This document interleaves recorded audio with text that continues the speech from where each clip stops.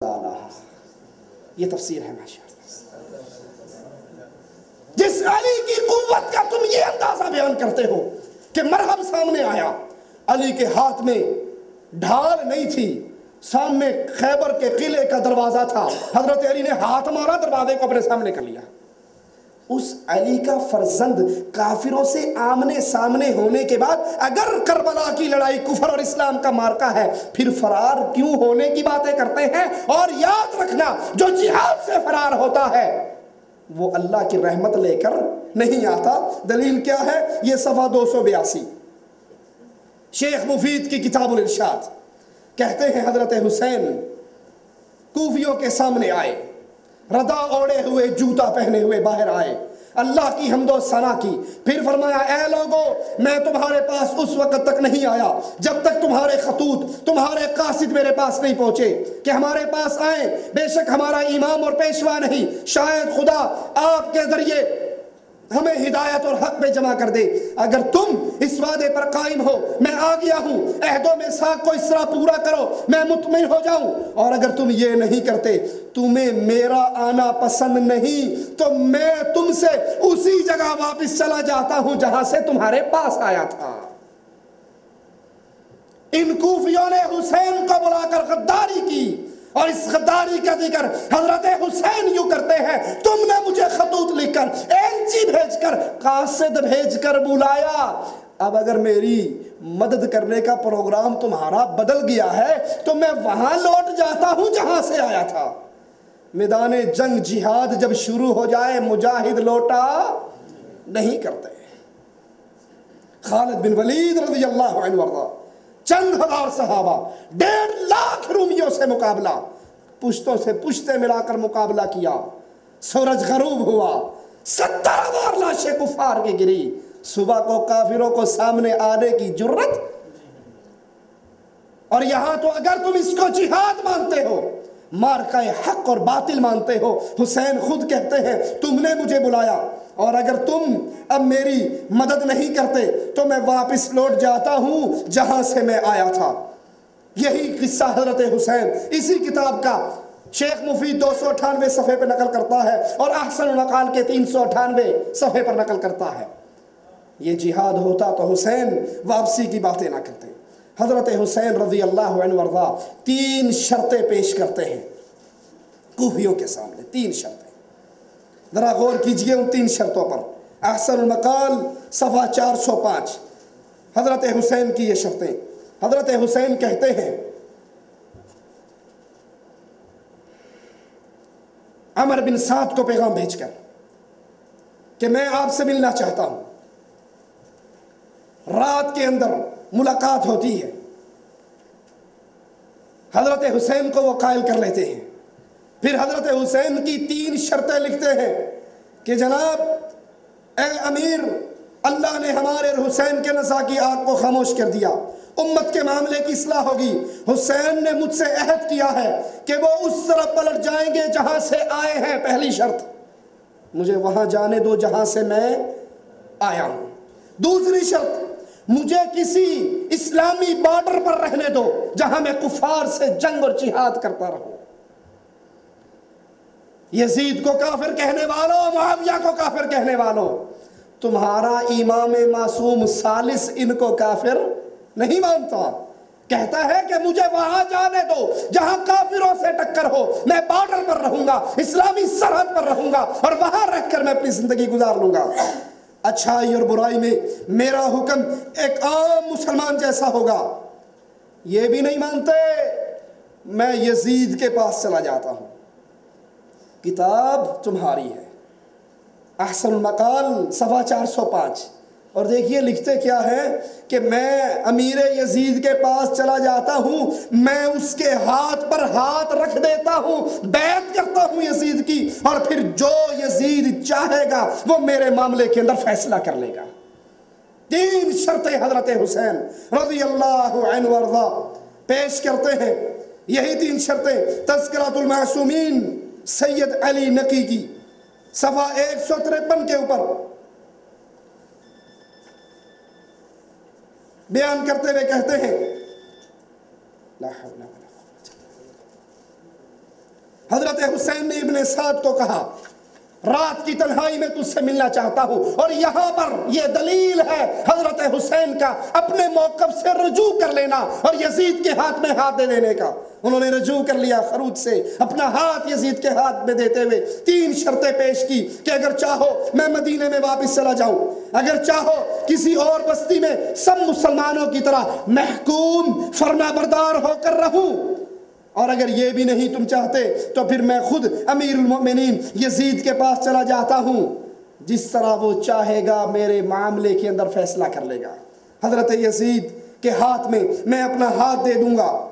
حسین رضی اللہ عنہ وارضا رات کی تنہائی کے اندر عمر بن سعد بن ابی وقاص سے ملاقات کر کے یزید کے ہاتھ میں ہاتھ دینے کے لیے تیار ہو جاتے ہیں، لیکن وہ کوفی شیعہ جو حضرت حسین کو لینے کے لیے مکے سے چلے تھے، سلیمان کے گھر کے اندر اجتماع کرنے کے بعد جب انہوں نے رات کے اندر حضرت حسین اور عمر بن سعد کے درمیان ہونے والی ملاقاتوں کو دیکھا کہ یہ تو رشتہ دار ہیں، یہ تو علی کے سالے ہیں، رشتے میں حسین کے ماموں لگتے ہیں، یہ تو صلح ہو جائے گی تو پھر ہمارا بھانڈا پھوٹ جائے گا، حسین ان کو معاف کر دیں گے اور یزید ان کو معاف کر کے پوچھیں گے بلایا کس نے تھا، وہ خطوط تو دو، باغیوں کے نام تو دو۔ ان کوفے کے شیعوں نے جب حضرت حسین کا یہ موقف سنا کہ وہ یزید کے ہاتھ میں ہاتھ دینے کے لیے تیار ہو گئے، تو پھر وہ کوفی شیعہ جو حسین کو لینے کے لیے مکے سے 50 شیعہ ساتھ چلے تھے، انہوں نے حضرت حسین پر حملہ کر کے حضرت حسین کو شہید کیا۔ آپ نے اکثر ذاکروں سے سنا ہوگا خیموں میں آگ لگی ہوئی تھی، وہ خیموں کی آگ اس لیے لگائی گئی تھی کہ وہ 2 بوریے خطوط کی جلا دی جائے، جس میں ہم نے خط لکھ کر حسین کو بھیجے تھے کہ اگر وہ بوریاں بچ گئی تو تمام باغیوں کو سولی پہ چڑھا دیا جائے گا۔ یہ ہے قصہ اس واقعے کا۔ تم نے حسین کو بلایا رضی اللہ عنہ وارضا، تم نے اس کے سفیر کا پانی بند کیا، تم نے اس کے سفیر پہ بیعت کر کے پھر اس بیعت کو توڑا، اور پھر شہادت حسین کے اصل ذمہ دار تم ہو۔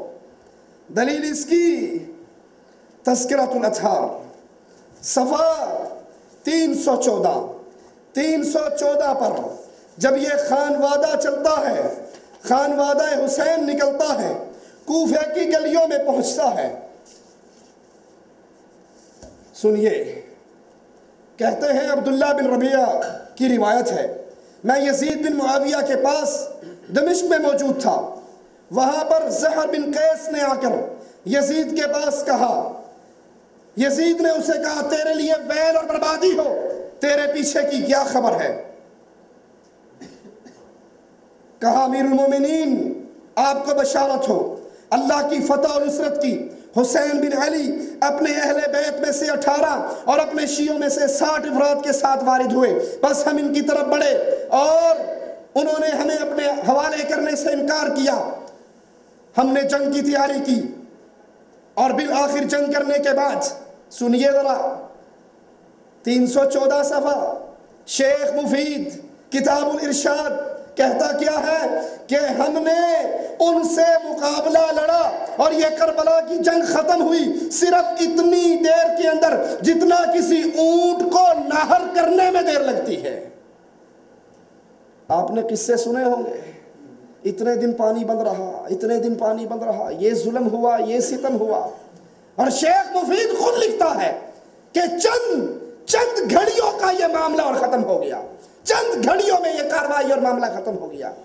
مقابلہ کرتے ہو شہادت حسین کا، شہادت عثمان سے، عثمان رضی اللہ عنہ وارضا اپنے دن کے اپنے گھر کے اندر بند ہوئے، 40 دن تک بند رہے، پیاسے رہے، اور ابو ہریرہ تلوار لے کر آئے، کہا عثمان تیرے نبی کے صحابی ابھی زندہ ہیں مدینے کے اندر، تو اجازت تو دے ان باغیوں کی گردنیں ہم کاٹ کے رکھ دیں۔ عثمان رضی اللہ عنہ وارضا کہنے لگے ابو ہریرہ میں اپنی جان کے لیے مدینہ الرسول میں خون خرابہ ہونا برداشت نہیں کرتا، یہ شہادت عثمان ہے، لوگ مرنے کے لیے تیار ہیں، کٹنے کے لیے تیار ہیں، اور عثمان کہتے ہیں لڑنا ہے تو رب کے لیے لڑو، میرے لیے نہ لڑو۔ چھت پہ چڑھتے ہیں، باغیوں سے مخاطب ہوتے ہیں، پوچھتے ہیں یہ کنواں تمہیں کس نے لے کر دیا تھا؟ کہا عثمان تو نے لے کر دیا تھا۔ کہا آج اسی کنویں کا پانی مجھے نہیں پینے دیتے؟ یہ مسجد رسول کی زمین کس نے لے کر دی تھی؟ کہا تو نے لے کر دی تھی۔ کہا اسی مسجد میں مجھے نماز نہیں پڑھنے دیتے؟ اللہ اکبر۔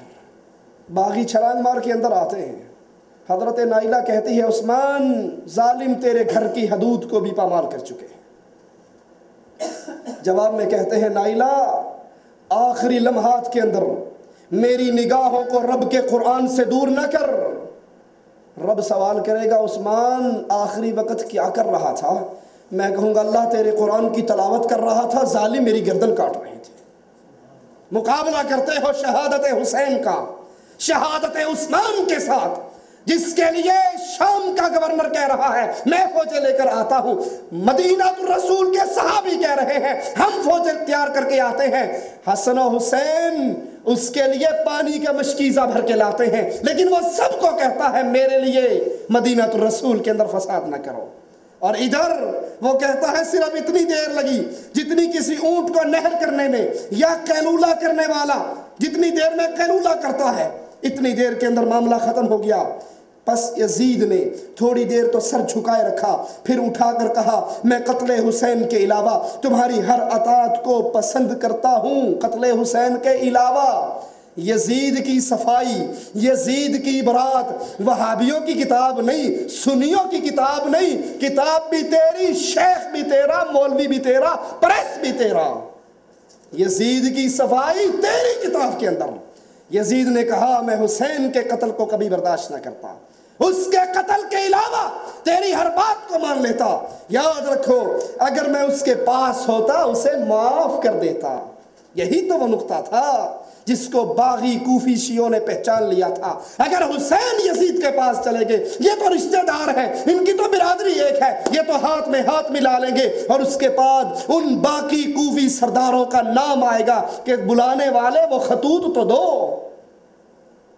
اور پھر یزید نے صفحہ 315 اسی کتاب کا ان عورتوں اور بچوں کو بلایا جو عورتیں اور بچے خانوادہ حسین سے بچے تھے، ان کو بلایا، اپنے پاس بٹھایا، اپنے گھر کے ساتھ انہیں گھر لے کر دیا، اس میں ان کی رہائش کا اہتمام کیا، اور کہا خدا برا کرے ابن مرجانہ کا اگر اس کے اور تمہارے درمیان قرابت اور رشتہ داری ہوتی، تمہارے ساتھ یہ سلوک نہ کرتا۔ پھر یزید نے عورتوں کے متعلق کہا انہیں علیحدہ مکان میں ٹھہرایا جائے، ان کے ساتھ ان کا بھائی علی بن حسین بھی ہو، بس ان کے لیے یزید کے مکان کے متصل ایک مکان دیا گیا جہاں وہ کچھ دن رہے۔ پھر نعمان بن بشیر کو بلایا اور اس سے کہا تیاری کرو تاکہ تم عورتوں کو مدینے میں لے جاؤ، اور انہیں بھیجنا چاہا تو علی بن حسین کو علیحدگی میں بلا کر کہا خدا ابن مرجانہ پہ لعنت کرے، خدا کی قسم کاش میں آپ کے والد کے پاس ہوتا، جو کچھ وہ مانگتے میں انہیں عطا کر دیتا، اور جہاں تک مجھ سے ہوتا ان کو موت سے بچا لیتا۔ یزید رحمت اللہ علیہ کی صفائی کسی اور کتاب سے نہیں، انہی کی کتاب سے۔ اور جب یہ خانوادہ حسین کوفے کی گلیوں میں پہنچا، لوگوں کو بیٹھ کر لوگوں کو ماتم کرتے ہوئے دیکھا، مگر مچھ کے آنسو بہتے ہوئے دیکھا،